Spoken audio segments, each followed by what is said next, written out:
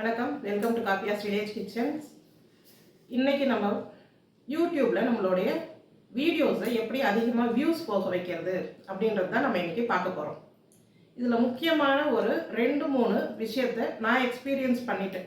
ஒரு நியூ யூடியூபராக ஒரு பிகினராக நான் எக்ஸ்பீரியன்ஸ் பண்ணதை உங்கள்கிட்ட ஷேர் பண்ணிக்கிறேன். ஃபஸ்ட்டு வந்துட்டு விசிபிலிட்டி அப்படின்னு ஒரு டேக் இருக்கும் நமக்கு. அதாவது நீங்கள் வீடியோ லோட் பண்ணதுக்கு அப்புறமா அந்த எடிட்டில் போயிட்டு அந்த நீங்கள் யூடியூப்பில் பார்த்தாலும் சரி, இல்லை யூடியூப் கிரியேட்டிவ் ஸ்டுடியோவில் போய் பார்த்தீங்கன்னாலும் சரி, எடிட்டில் போனீங்கன்னா அந்த விசிபிலிட்டி, ஆல்டர் கண்டென்ட் இது மாதிரி ஒன்று நம்ம காமிக்கும். கேட்டகரி இதெல்லாம் நம்ம ஃபிக்ஸ் பண்ணணும். அந்த விசிபிலிட்டியை நீங்கள் வீடியோ லோட் பண்ண உடனே ஃபஸ்ட்டு அன்லிஸ்டடில் போட்டு வச்சுருங்க. எடுத்த உடனே பப்ளிக்கில் போடாதீங்க. ஃபஸ்ட்டு அன்லிஸ்டடில் போட்டுருங்க. ஏன் இந்த அன்லிஸ்டடில் போடுறோம் அப்படின்னு சொன்னால், ஃபஸ்ட்டு நம்மளுடைய வீடியோ என்ன கண்டென்ட் அப்படின்றத அந்த யூடியூப் சாஃப்ட்வேர் அதை அனலைஸ் பண்ணும். குக்கிங் வீடியோவா, இல்லை ஹெல்த் இஷ்யூ ரிலேட்டட் வீடியோவா, இல்லை பிளேயிங் வீடியோவா, சேல்ஸ் வீடியோவா, இல்லை டிப்ஸ் அண்ட் ட்ரிக்ஸா, இந்த மாதிரி. ஏன்னா லட்சக்கணக்கான வீடியோஸ் நம்ம யூடியூப்பில் லோட் பண்ணுறோம். அப்போ நம்மளது என்ன அப்படின்றத அந்த யூடியூப் அனலைஸ் பண்ணுறதுக்கான டைமை நம்ம ஃபஸ்ட்டு கொடுக்கணும். அப்போ நீங்கள் ஃபஸ்ட்டு அன்லிஸ்டடில் போட்டு விட்டுருங்க. போட்டுட்டு ஒரு 2-3 மணி நேரம் அதை மாற்றாதீங்க. உங்களுடைய வீடியோவை நீங்கள் எப்போ அப்லோட் பண்ண போகிறீங்களோ அந்த டைமுக்கு முன்னாடியே ஒரு 2-3 மணி நேரத்துக்கு முன்னாடியே நீங்கள் அன்லிஸ்டில் போட்டு வச்சுருங்க.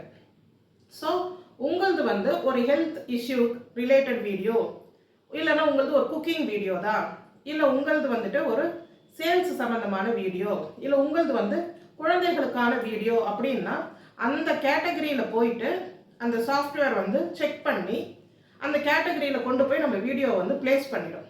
எனக்கும் இது ஆரம்பத்தில் தெரியாது. இதை நம்ம தெரிஞ்சுக்கிட்டதுக்கு அப்புறமா நானுமே அதை போட்டு டெஸ்ட் பண்ணி தான் பார்த்தேன். அப்போ ஓரளவுக்கு நம்மளோட வீடியோஸ் வியூ போக ஆரம்பிக்குது. ஸ்டார்டிங் ஒரு யூடியூபராக என்ன வியூஸ் நம்மளுக்கு போகணுமோ கண்டிப்பாக போக ஆரம்பிக்கும். அதற்கேற்ற கண்டென்ட் நம்ம அடுத்து கொடுக்க அதிகமான வியூஸ் போகும். ஸோ அது ஒன்று. அதுக்கப்புறமா நீங்கள் ஒரு 3 மணி நேரம் கழித்து நீங்கள் பப்ளிக்கில் போட்டுட்டிங்கன்னா அந்த வீடியோ யாருக்கு தேவையோ அங்கே போய் சேர்ந்துடும். இது ஒரு முக்கியமான விஷயமா இருக்கும். இன்னொன்று, யூடியூப்ல நம்ம வீடியோ போட்ட உடனே வாட்ஸ்அப்பில் போய் ஷேர் பண்ணிடக்கூடாது. நம்ம என்ன பண்ணுறோம், நம்ம ஒரு தப்பு பண்ணுறோம். மோஸ்ட்டாக யூடியூப்ல வீடியோஸை லோட் பண்ண உடனே நம்ம யாருக்கெல்லாம் ஷேர் பண்ணுறோமோ அவங்களுக்கெல்லாம் போய் நம்ம ஷேர் பண்ணி விட்டுருவோம். அப்போ அப்படி ஷேர் பண்ணக்கூடாதா அப்படின்னு நீங்கள் கேட்டிங்கன்னா அந்த மாதிரி ஷேர் பண்ணக்கூடாது. ஏன் ஷேர் பண்ணக்கூடாது அப்படின்னு சொன்னால், இப்போ நான் சொன்னேன் இல்லையா, இப்போ நம்மளுடைய வீடியோவை எந்த கேட்டகரின்னு சொல்லிட்டு யூடியூப் அனலைஸ் பண்ணும். அப்போ அந்த அனலைஸ் பண்ணி இப்போ நார்மலாக இப்போ நான் என்னுடைய ஃபோனில் நான் யூடியூப் பார்க்குற பழக்கம் இருக்குது. குக்கிங் வீடியோ நான் யூடியூப் பார்த்து தான் நான் போடுறேன் அப்படின்னு சொன்னால் நான் செக் பண்ணுவேன். எனக்கு இந்த பணியாரம் எப்படி செய்கிறது, இல்லை எனக்கு இந்த மாதிரி உடல் ரீதியான பிரச்சனை இருக்குது, அதுக்கு ஹோம் ரெமெடி என்ன சாப்பிடலாம், என்னுடைய டயாபெட்டிஸ் கண்ட்ரோல் பண்ணுறதுக்கு நான் எந்த மாதிரி பிரேக்ஃபாஸ்ட்டு டின்னர் எடுத்துக்கலாம், இப்படின்றதெல்லாம் நம்ம யூடியூப்பில் போட்டு சர்ச் பண்ணி அந்த சமையலை நம்ம செய்கிறோம். அப்போ நாம் ஒரு வீடியோ போடுறோன்னு சொன்னால் அந்த வீடியோவை யார் இந்த மாதிரிலாம் சர்ச் பண்ணுறாங்களோ யூடியூப் அவங்களுக்கு ரெக்கமெண்ட் பண்ணும். ஸோ ஆட்டோமேட்டிக் ரெக்கமெண்டேஷன் இது.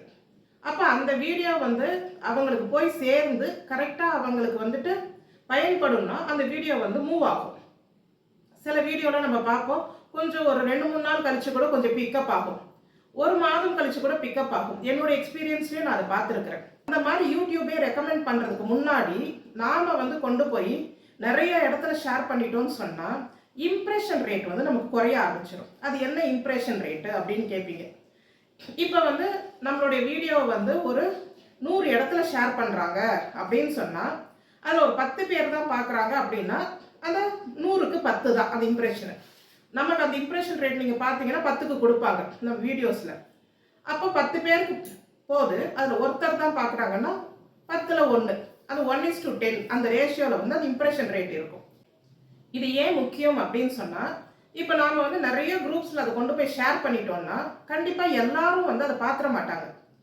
யூடியூப் ஆரம்பிக்கிறவங்க எல்லாருக்குமே அதிகமாக நானும் சொல்ல விரும்புகிறது என்னன்னா, நம்மளை சுற்றி இருக்கிறவங்களோ, நம்மளுடைய சொந்த பந்தங்களோ, இல்லை நம்ம ஃப்ரெண்ட்ஸு, நம்ம ரிலேட்டிவ்ஸு, நம்ம கூட பிறந்தவங்க எல்லாருமே நம்மளோட வீடியோஸை பார்ப்பாங்க அப்படின்னு நாம் எண்ணிடக்கூடாது.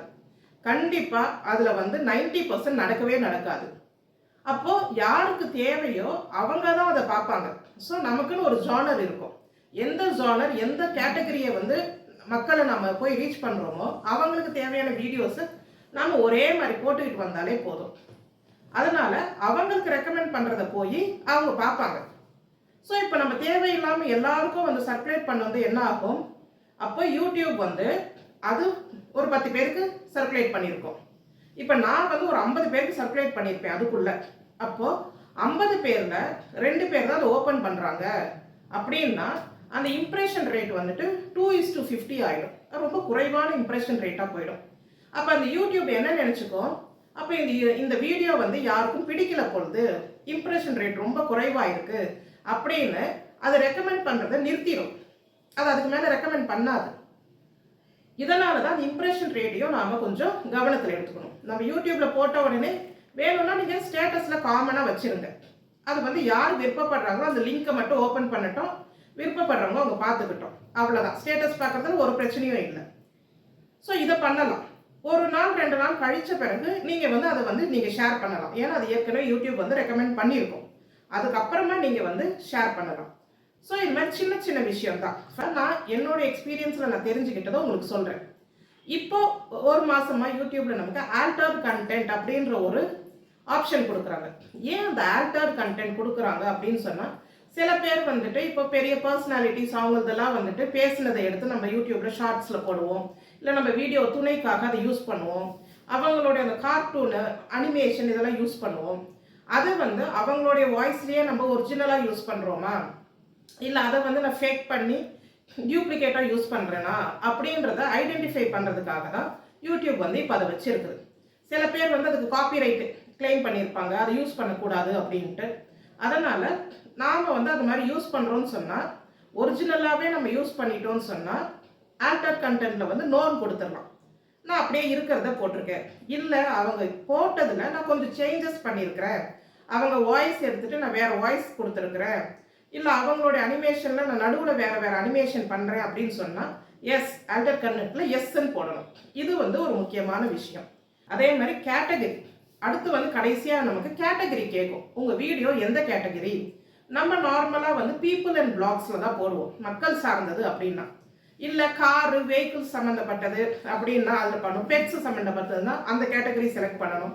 இந்த கேட்டகரி வந்து லிஸ்ட் இருக்குது பாருங்கள். இந்த லிஸ்ட்டில் எது உங்களை சார்ந்தது, என்டர்டெயின்மெண்ட் போடணும். கேட்டகரியை செலக்ட் பண்ணிடணும். ஒரு வீடியோக்கும் கேட்டகரியை வந்து கரெக்டாக செலக்ட் பண்ணிவிடுங்க. அப்போ அது மூலமாக தான் யார் அதை தேடுறாங்களோ அவங்கள கொண்டு போய் வந்து ரெக்கமெண்ட் பண்ணுவோம். ஸோ ஃபஸ்ட்டு நம்ம வீடியோ விசிபிலிட்டி அன்லிஸ்டடில் போட்டுட்டு ஒரு 3 மணி நேரம் கழித்து பப்ளிக்கில் போடுங்க. அதே மாதிரி வீடியோ லோட் பண்ணது உடனே வாட்ஸ்அப்பில் கொண்டு போய் இல்லை மற்ற குரூப்ஸில் வந்து ஷேர் பண்ணிடாதீங்க. அதே மாதிரி கேட்டகரி, உங்களோட கேட்டகரியை வந்து பாருங்கள். உங்களுடைய ஒரிஜினல் கண்டென்ட், உங்களது எல்லாமே ஒரிஜினல் கண்டென்ட் அப்படிதான்னா ஆல்டர் கண்டென்ட்டில் வந்து நோ கொடுத்துருங்க. இது 4மே வந்து ரொம்ப இம்பார்ட்டன்ட். நம்ம ஒரு வீடியோ லோட் பண்ணதுக்கப்புறம் எடிட்டில் போய் செய்ய வேண்டியதில்லை. இது எல்லாமே கரெக்டாக செய்யும் போது நம்மளுடைய வீடியோ ஓரளவுக்கு நல்ல வியூஸ் போக ஆரம்பிக்கும். படிப்படியாக அதுவுமே வந்து அதிக வியூஸ் வந்து எட்டுறதுக்கு வாய்ப்பு வரும். இது உங்களுக்கு கண்டிப்பாக பயனுள்ளதாக இருக்கும்னு நினைக்கிறேன். இதே மாதிரி யூடியூப் சம்மந்தப்பட்ட நிறைய கேள்விகளுக்குமே எனக்கு தெரிஞ்ச வரைக்கும் நான் எக்ஸ்பீரியன்ஸ் பண்ண வரையும் இந்த 10 மாதத்தில் என்னோட யூடியூப் ஸ்டார்ட் பண்ணி நான் என்ன எக்ஸ்பீரியன்ஸ் பண்ணியிருக்கேன், மானிட்டைசேஷன் ஆனதுலேருந்து பின் நம்பர் வந்ததுலேருந்து எனக்கான எக்ஸ்பீரியன்ஸை வந்து உங்கள்கிட்ட நான் ஷேர் பண்ணிக்கிறேன். உங்களுக்கு இது சம்மந்தமாக ஏதாவது கேள்விகள் இருந்தால் கண்டிப்பாக நம்ம சேனலில் வந்து நீங்கள் கேட்கலாம். தேடி பார்த்து கூட நான் அது உங்களுக்கு வந்து பதில் சொல்கிறேன். அதனால் இந்த 4 விஷயத்தை ஃபாலோ பண்ணுங்கள். உங்களுடைய வீடியோஸுமே நல்லாவே மூவ் ஆகும். நன்றி.